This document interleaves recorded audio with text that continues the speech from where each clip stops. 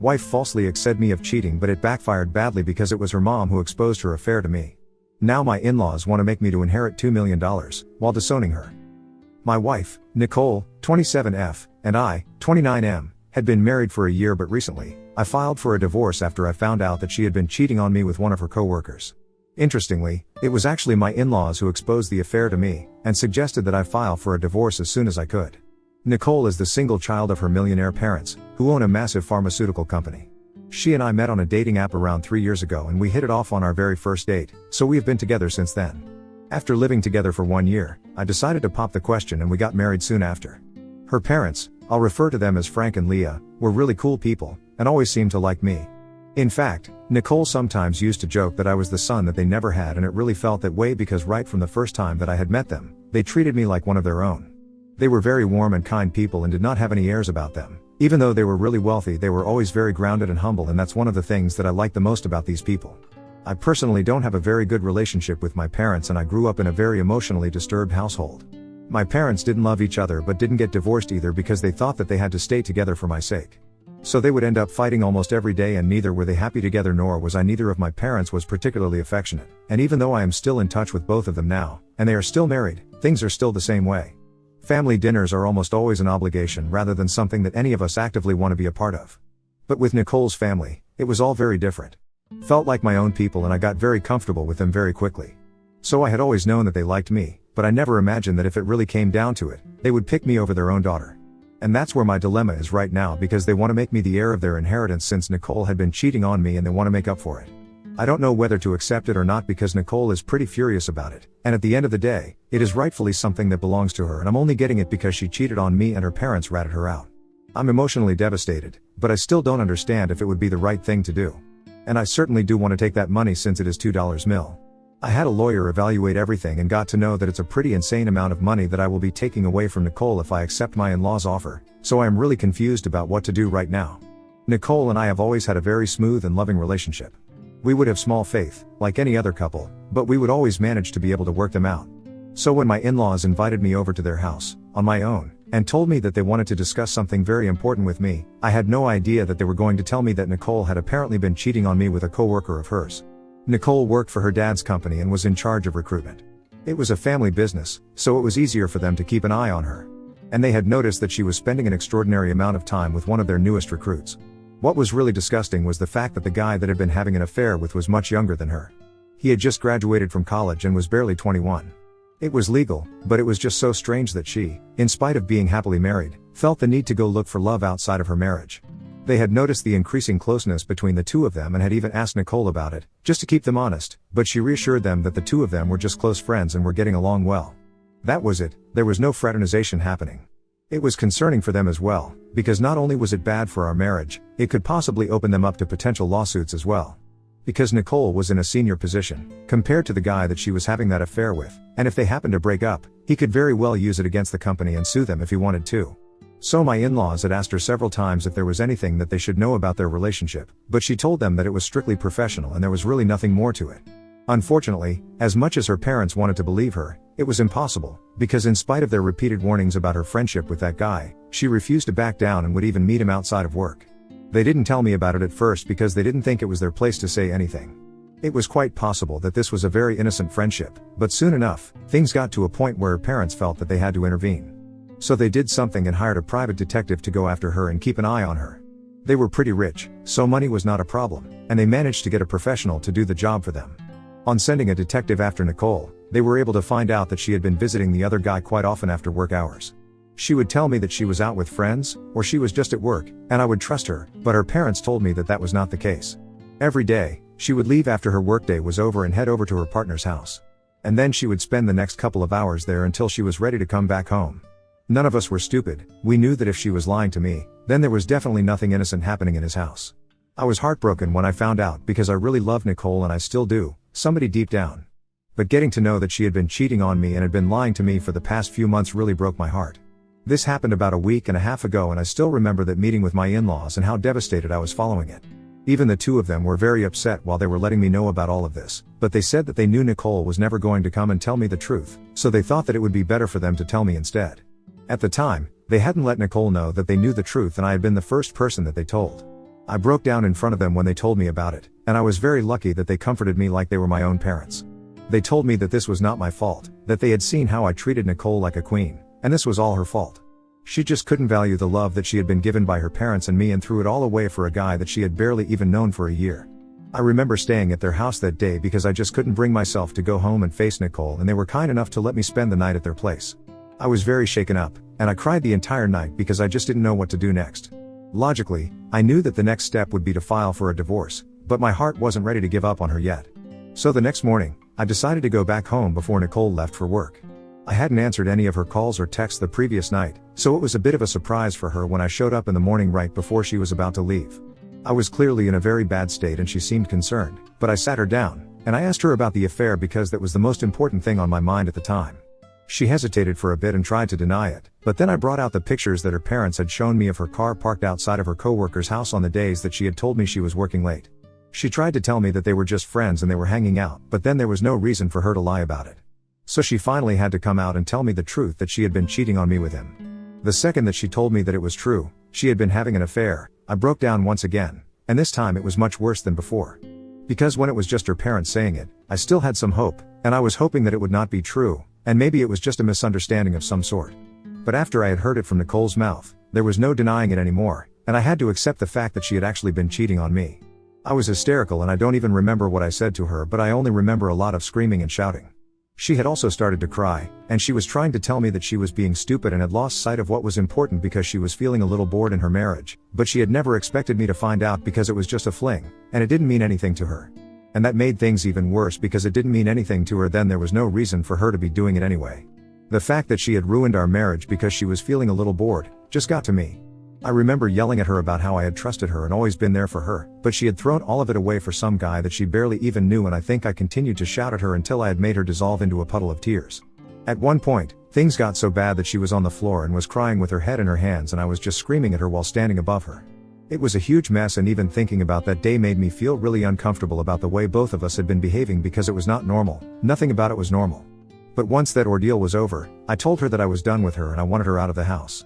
She tried to tell me that she was going to break things off with the other guy that day itself and that she just wanted me to give our marriage another chance, but I told her that as long as she was here, I would not be able to think about anything other than her affair, and I needed some time to think. So until then, I wanted her out of the house. There were a lot of arguments because she insisted that we could stay together and work things out. It would be the right thing to do, but at that time, I was still struggling to even come to terms with the fact that she had been cheating on me. So working things out or leaving her was all secondary to me. To make up my mind, first, I had to process everything that happened, and for that, I needed her to be away from me. I didn't even want to breathe the same air as her because I was disgusted by what she had done, and I hated and resented her so much at the time that I couldn't be around her. But she kept refusing to leave, so I got really frustrated and I told her that I would leave instead because I couldn't stand to be around her anymore. She was still upset and said that I couldn't leave because she wanted to sort things out and still stay married to me because it had just been a mistake and I couldn't leave her over something like this, but I didn't even dignify that with a response and just left. I didn't bother to pack anything and I just started driving aimlessly because I didn't even know where I was going to go. It was not until I was really low on gas that I realized that I actually had to spend the night somewhere, so I started driving towards the nearest hotel at that point, and have been here ever since. Things have not been great since then, between Nicole and me. Even though I have tried a lot to forget about what she did, and try to forgive it, I just can't. So last week, I finally filed for a divorce after mulling it over for 3 days. I hadn't spoken to Nicole after I left the house that day, even though she had been trying to reach out to me. The truth is, I don't even have anything left to say to her because what she did was not something I can ever forgive or forget. However, my in-laws have kept in touch with me and have been texting me every single day to make sure that I'm doing fine. I have been in touch with them as well because when I told my parents and tried to look to them for help, they were not very helpful. They just told me that they were sorry about everything and that I should always do what I feel is right, which is just such generic and asinine advice. So it was not going to be helpful, talking to them, and I knew that. They did not even try to comfort me or anything, so I started talking to my in-laws. I haven't told any of my friends yet, but I don't need some emotional support, which is why I've been talking to them. Most people might find it weird, but I am really close to them and I don't think this is wrong. After I filed for divorce and once Nicole had been served, she started texting me even more frequently, but I hadn't opened any of her chats or bothered to read them. I had also muted all her notifications, so it didn't really bother me, but that didn't mean that I had forgotten about what happened. I still hadn't moved on and everything just hurt. To make matters worse, I was also having a tough time at work because I had to take an unexplained leave of absence, since I couldn't exactly go to work every day now that I was living in a hotel in the middle of nowhere and the commute would be simply too tedious. I was almost out of paid leave, and my employer contacted me a few days ago to inform me that if I didn't show up to work in the next few days, then I would be facing termination. This stressed me out even more because I had a lot of major expenses ahead of me since divorce was an expensive process, and I also had to start looking for a new everything, from houses to jobs. And I had been sharing all of this with my in-laws, just conversationally. I didn't actually expect them to help out or anything. But when I told them about all of this, they told me that since it was Nicole, who had backed me into a corner, they were going to fix this for me. I have no idea what they were going to do, but a couple of hours later, they told me that I needed to come to their house ASAP because Nicole was there and they wanted us to talk it out. I didn't have to talk about the divorce, but we could at least discuss who got to live in the house because Nicole could still live with them, but I needed my own place so I could still go to work. I was hesitant to do it at first because I really didn't want to talk to Nicole, but my in-laws convinced me to come over and give it a chance because they didn't want me to lose my job because of this. So eventually, I agreed, and I went over to their place. I was naturally very nervous because I was seeing Nicole after quite some time, but I also didn't want to let her know that I was nervous, so I didn't say anything for the first few minutes that I was in the room. Both of us avoided even looking at each other, and it wasn't until in-laws started talking that we had anything to say. My in-laws suggested that I take over the house because Nicole could live with him, and since they all worked in the same place, it wouldn't be a problem. But it could become an issue for me if I didn't get the house because otherwise, I would stand to lose my job.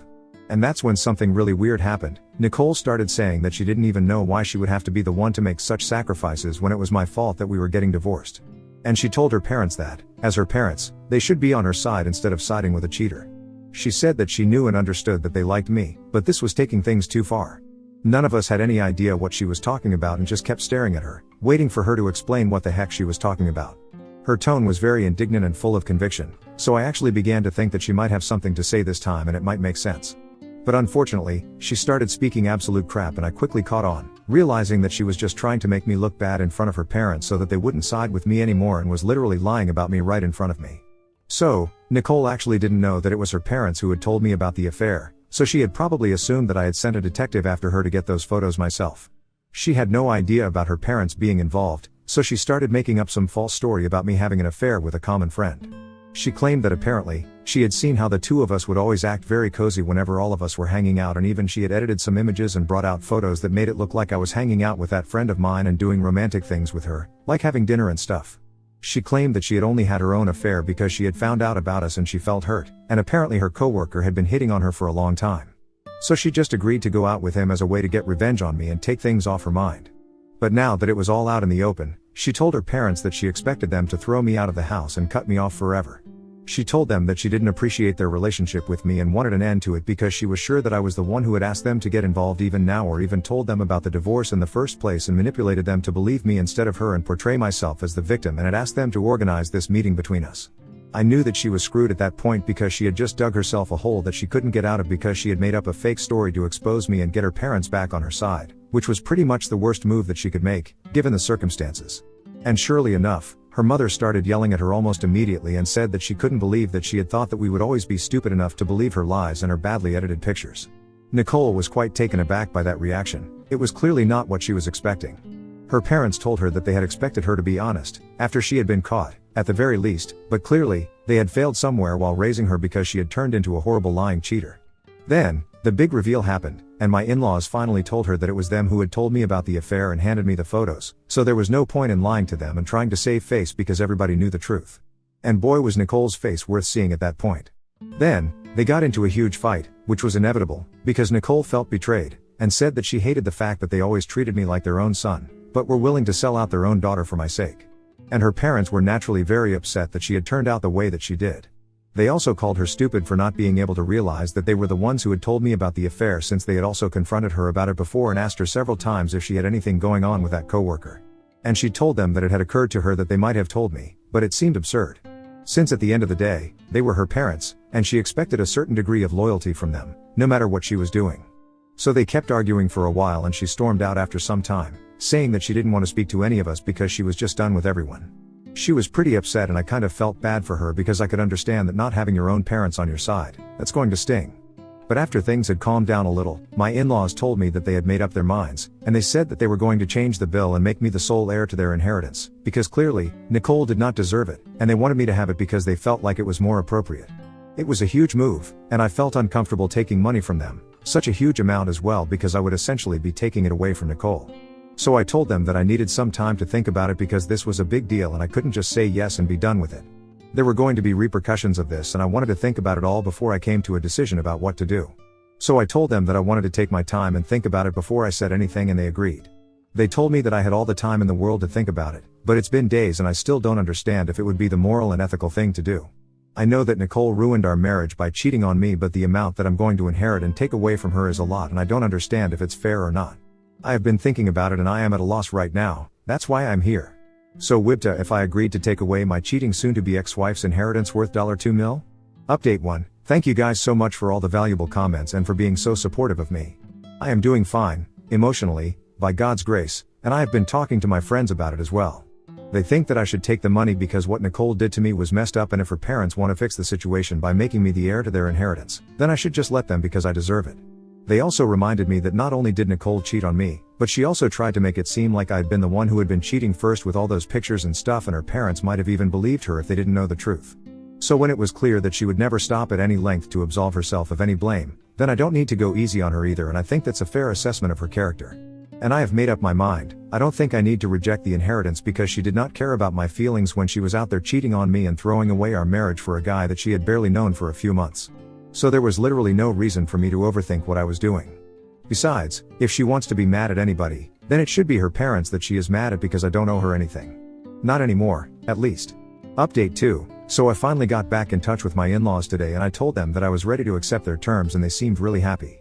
They told me that they were glad that they had this opportunity to make things right with me because what Nicole had done was seriously messed up. They told me that after that fight at their house, the other day, she had stopped speaking to them and had blocked them everywhere.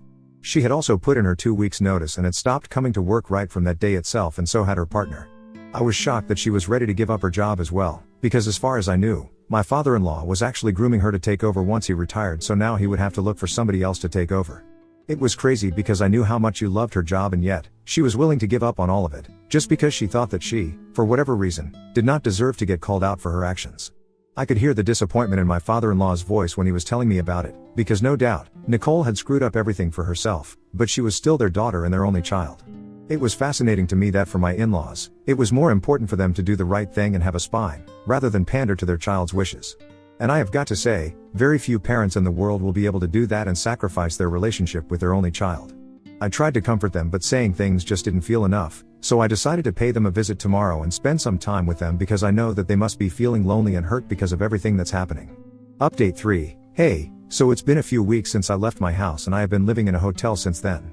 Unfortunately, I got fired from my job, but the good news is that my father-in-law spoke to a friend of his and got me a much better job in his friend's company. So I guess all is well that ends well. The divorce proceedings have started and things are quite tense. Whenever Nicole and I meet with the mediator, it's very difficult for me to ignore her, but I have to. I know for a fact that she has already started properly dating the other guy and has even moved in with him, from what I've heard. I can't say that I'm surprised, but I am a little disappointed because I thought that it would take a little more time for her to move on from me completely. After all, we had been together for a really long time. But clearly, that means nothing to her.